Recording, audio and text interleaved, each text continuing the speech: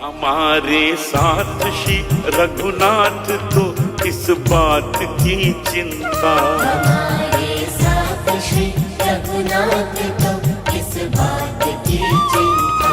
शरण में रख दिया जब माथ तो किस बात की चिंता। हरे कृष्णा। सभी को सादर प्रणाम। ओम अज्ञानातिमिरन्धस्य ज्ञानाञ्जनशलाकया चक्षुरुन्मीलितं तस्मै श्री गुरुवे नमः। नमो विष्णुपादाय कृष्णपृष्ठाय भूतले श्रीमते भक्ति वेदांत स्वामिने इति नामने। नमस्ते सरस्वते देवी गौरवाणी प्रचारिणे निर्विशेषा शून्यवादी पाश्चात्य देश तारिणे। हे कृष्ण करुणा सिंधु दीन बंधु जगतपते गोपेश गोपिका कांता राधा कांता नमस्तुते। तप्त कांचन गौरांगी राधे वृंदावनेश्वरी विश्वानुसुते देवी प्रणमामि हरि प्रिय। हरे कृष्णा कृष्णा कृष्णा हरे हरे, हरे राम राम राम हरे हरे। शिला प्रभुपाद की जय। रामं लक्ष्मण पूर्वजं रघुवरं सीतापति सुंदरम काकुत्स्थं करुणामयं गुणनिधिं विप्रप्रियं धार्मिकं राजेन्द्रं सत्यसन्धं दशरथतनयं श्यामलं शान्तमूर्ति वंदे लोकाभिरामं रघुकुलतिलकं राघवं रावणारिं दक्षिणे लक्ष्मण धन्वी वामतो जानकी सुभा पुरतो मारुति यस्य तं नमामि रघुत्तमं। रामाय रामचंद्राय रामभद्राय वेदसे रघुनाथाय श्री सीताय पतये नमः। यावर रामचंद्र की जय, पवन सुत हनुमान की जय, वाल्मीकि रामायण की जय, वाल्मीकि मुनि की जय। आज 65वां अध्याय का पाठ होगा। 64 अध्याय में था कि इंद्र रमा को कहते हैं कि तुम विश्वामित्र के पास जाओ और उनके तपस्या को भंग करो। तो रमा डर के मारे बोलती है, कहती है कि विश्वामित्र जो है बहुत क्रोधी मुनि है और उनके पास जाने में मुझे डर लगता है। तो फिर भी देवराज इंद्र बोलते हैं कि नहीं, तुमको जाना ही पड़ेगा। तो आती है मेनका, वो रंभा आती है। पहले तो मेनका आई थी, उसको तो विश्वामित्र जी भेज दिए, फिर तपस्या करने लगे। और इस तपस्या में फिर इंद्र भेजते हैं रंभा को। तो रंभा आती है तो उनको अपना उसे प्रसन्नचित्त करने के लिए रंभा देखती है, अपना नाच अपना नृत्य शुरू करती है, गीत और नृत्य शुरू करती है मुनि को लुभाने के लिए। तो उस समय विश्वामित्र को समझ में आ जाता है कि इंद्र ने फिर भेजा है मेरा तपस्या को भंग करने के लिए। तो क्रोधित हो जाते हैं और कहते हैं कि मैं काम और क्रोध पर विजय पाना चाहता हूँ और तू मुझे आके लुभाती है, अतः इस अपराध के कारण तुम 10,000 वर्ष तक प्रतिमा बनकर खड़ी रहो। तो ऐसा कहकर विश्वामित्र को फिर अपने मन पे बड़ा क्षोभ होने लगता है कि मैं इतना तपस्या करता हूँ और करने के बाद फिर मेरा तपस्या खंडित हो जाता है।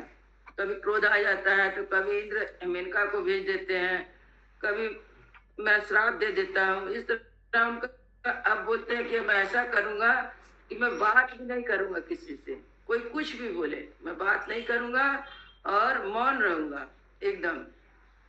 ऐसा सोच के अब तो ना क्रोध करूंगा ना किसी अवस्था में मुंह से कुछ बोलूंगा, कोई कुछ भी उपाय करे मैं कुछ बोलूंगा नहीं। ऐसा सोच के फिर वह 1000 वर्ष के लिए अनश्वास लूंगा, बोले श्वास भी नहीं लूंगा। और ऐसा करके वह फिर तपस्या शुरू करते हैं और मुझे जब तक ब्राह्मण तत्व प्राप्त ना हो जाए तब तक बिना खाए पिए सांस तक भी नहीं लूंगा। ऐसा निश्चय करके वह दीक्षा ग्रहण करते हैं तपस्या के लिए, लेके ऐसा प्रतिज्ञा करके अपना वो तपस्या शुरू करते हैं। 65वां अध्याय में विश्वामित्र की घोर तपस्या, उन्हें ब्राह्मण तत्व की प्राप्ति तथा राजा जनक का उनकी प्रशंसा करके उनसे विदा ले राजभवन को लौटना। क्योंकि विश्वामित्र जी राम जी और लक्ष्मण जी को लेके मिथिलापुरी में आए हैं और मिथिलापुरी में जो जनक राजा के पुरोहित शतानंद जी हैं वो विश्वामित्र का पूरा कहानी, उनके जीवन का वृतांत राम जी को सुना रहे हैं कि किस तरह इन्होंने ब्राह्मण तत्व को प्राप्त किया और किस तरह एक राजा थे और वशिष्ठ के कारण झगड़ा होने के कारण फिर उन्होंने तपस्या शुरू की। फिर कितना बार तपस्या में गिरे, फिर भी हिम्मत नहीं आ रही। जो हिम्मत नहीं हारता उसको सफल होता ही है। अतः हेमवतीं रामादिशा त्यक्त्वा महामुनि पूर्वम दिशम अनुप्राय तपाते पे सुदारुणम। अब सतानंद जी कहते हैं, श्री राम पूर्वक प्रतिज्ञा के अनुसार महामुनि विश्वामित्र उत्तर दिशा को त्याग कर पूर्व दिशा में गए। वहां रहकर अत्यंत घोर तपस्या करने लगे। मौनम वर्ष सहस्रस्य कृत्वा व्रतम अनुत्तमम चकारम प्रतिमम रामा तपा परम दुष्करम।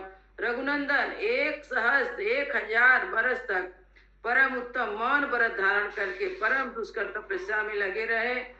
उनके उस तप की कहीं तुलना ना थी। पूर्ण वर्ष सहस्ते तु काष्टम भूता महामुनि विघ्ने बहु बहु ही भीराधूतम क्रोधो नान्तरमाविशत। 1,000 वर्ष पूर्ण होने तक वे महामुनि काष्ठ की भांति निश्चित बने रहे। बीच बीच पर उन पर बहुत से विघ्नों का आक्रमण हुआ, परंतु क्रोध उनके भीतर घुसने नहीं पाया। सा कृत्वा निश्चयं रामं तपमादिष्ट व्यापयम् तस्या वर्ष सहस्रस्य व्रते पुण्ये महाव्रता भोक्तारुम् आरब्धम् नम्र तस्मिन् काले रघुत्तमम् इंद्रो दुजाति भूत्वा तम सिद्धि मन मायचत। श्री राम फिर सतानंद जी कहते हैं, राम को संबोधित करते हुए कहते हैं, श्री राम अपने निश्चय पर अटल रहकर उन्होंने अच्छा तप का अनुष्ठान किया। उनका 1,000 वर्षों का व्रत पूर्ण होने पर वे महान बद्धारी महर्षि व्रत समाप्त करके अन्न ग्रहण करने को उद्यत हुए कि रघुकुल भूषण इसी समय इंद्र ने ब्राह्मण के भेष में आकर उनसे तैयार की अन्न की याचना की। 1,000 वर्ष जब पूरा हो गया तो महामुनि विश्वामित्र अन्न ग्रहण करने के लिए बैठे थे। उसी समय इंद्र भेष बना के आते हैं, अन्न की मांग करते हैं। तस्मे दत्वा तदासित्यं सर्वे विप्रा निश्चिता निशेषितो वन्य भगवान भुक्ते व महातपा। तब उन्होंने सारा तैयार किया हुआ भोजन उस ब्राह्मण को देने का निश्चय करके दे डाला। उस अन्न में कुछ भी शेष नहीं बचा, इसलिए वे महातपस्वी भगवान विश्वामित्र बिना खाए पिए ही रह गए। न किंचित वदत् विप्रम मौन व्रतम उपस्थितम तथैवासीद पुनर्मौनम मौनुच्छ्वासम चकारः। फिर उन्होंने उस ब्राह्मण से कुछ कहा नहीं और मौन व्रत का यथार्थ रूप से पालन किया। इसके बाद पुनः पहले की भांति श्वासोवास से रहित मौन व्रत का अनुष्ठान आरंभ किया। अतः वर्ष सहस्त्रम नाचो नोच्छ्वासवसन मुनिपुंगवा तस्यानुच्छ्वासमानस मूर्धनि धूमो व्याजयात्। पूरे 1,000 वर्ष महामुनि सांस तक नहीं ली। इस तरह सांस न लेने के कारण उनके मस्तक से धुआं निकलने लगा। त्रैलोकमेन सम्भ्रातं माता पितामि भवत ततो देवर्षि गंधर्वा पन्नो रोग राक्षसा मोहिता सा तपसा तस्तेजसा मंद सेवया कस्मल्लोपहत सर्वे पितामहं ब्रुवन् वा। उसने तीनों लोग के प्राण घबरा उठे और सभी संतप्त होने लगे। उस समय देवता ऋषि गंधर्व नाग सर्प राक्षस सब मुनि की तपस्या से मोहित हो गए। उनके तेज से सबकी कांति फीकी पड़ गई। वे सब के सब दुख से व्याकुल हो पितामह ब्रह्मा जी से बोले, बहुविकारणे देवे विश्वामित्र महामुनि लोभिता क्रोधि सच्चैवा तपसा चाभिवर्धते। देव अनेक प्रकार के निमित्त द्वारा महामुनि विश्वामित्र को लोभ और क्रोध दिलाने की चेष्टा की गई, किंतु अपनी तपस्या के प्रभाव से निरंतर आगे बढ़ते जा रहे हैं। नाहि यस्य वृजनं किंचित् दृश्यते सूक्ष्मप्युता नादीयते यदि तस्या मनसा यद्विसिप्तता विनायसी तैलोकं तपसा सचराचरं व्याकुलास्य दिशा सर्वं नाचा किंति प्रकाशते। हमें उनसे कोई छोटा सा भी दोष नहीं दिखाई देता। यदि इन्हें इनकी मनचाही वस्तु नहीं दी गई तो अपनी तपस्या से चराचर प्राणियों सहित तीनों लोग को नाश कर डालेंगे। इस प्रकार सारी दिशाएं धूम से आच्छादित हो गई, कहीं कुछ भी सूझता नहीं था। सागराचुविता सर्वे विषीयन्ते च पर्वता प्रकम्पेते वसुधा वायुर्वार्तेते संकुला। समुद्र क्षुब्ध हो उठे, सारे पर्वत विदीर्ण हो गए, धरती डगमगा हो रही थी, डगमग हो रही थी, प्रचंड आदि चलने लगी थी। ब्रह्म नामना प्रति जानीमो नास्तिको जायते जना समूढ़मिवा त्रैलोकम संप्रक्षुभितमानसम। ब्राह्मण, हमें इस उपद्रव के निवारण का कोई उपाय नहीं सूझता। हम लोग नास्तिक की भांति कर्म स्थान से शून्य हो रहे हैं। तीनों लोगों के प्राणियों का मन क्षुब्ध हो गया, सभी कीर्ति विमूढ़ हो रहे हैं। भास्करो निष्प्रविश्य वा महर्षे तस्य तेजसा बुद्धिं न कुरुते यावन्नासे देव महामुनि तावत् प्रसादो भगवान निरूपो मातुते। महर्षि विश्वामित्र के तेज से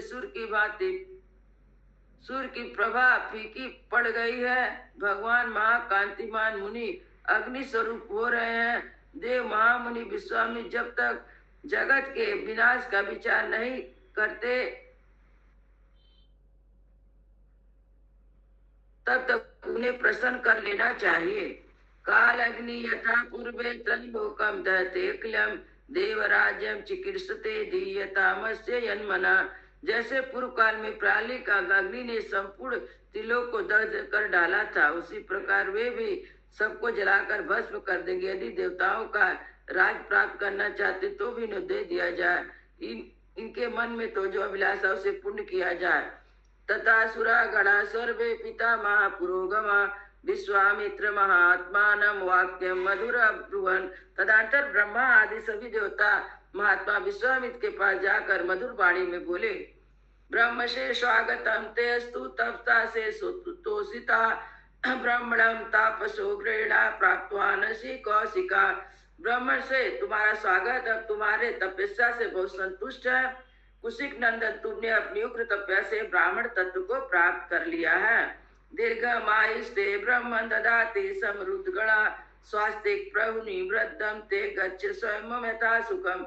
ब्राह्मण, मारुत गण सहित मैं दीर्घायु प्रदान करता हूँ। तुम्हारा कल्याण हो, स्वयं हो, तुम मंगल के भागी बनो। तुम्हारा जहाँ इच्छा वहाँ सुख पूर्वक जाओ। पितामह सुत्वा सर्वे कौशकाम कृत्वा प्रणामन मुदिता व्याजहार महामुनि। पितामह ब्रह्मा जी की बात सुनकर महामुनि विश्वामित्र अत्यंत प्रसन्न होकर संपूर्ण देवताओं को प्रणाम किया और कहा, ब्राह्मण्यम यदि मे प्रातः दीर्घमायुस्तथैव च ओंकारोस्त षट्कारो वेदाश्च पर्यन्तु माम क्षत्र वेदा विदाम श्रेष्ठो ब्रह्म वेद विदायपि ब्रह्मपुत्रो वसिष्ठो मामेव वदतु देवताः यद एवं परमा कामं कृतो यन्ते सुरा सर्वा। देवगण, यदि मुझे आपकी कृपा से ब्राह्मण तत्व मिल गया है तो दीर्घायु की प्राप्ति हो गई है, तो ओंकार षटकार चारों वेद स्वयं आकर मेरा धारण करें। इसके सिवा क्षत्रिय वेद तथा ब्राह्मण वेद के ज्ञाताओं में सबसे श्रेष्ठ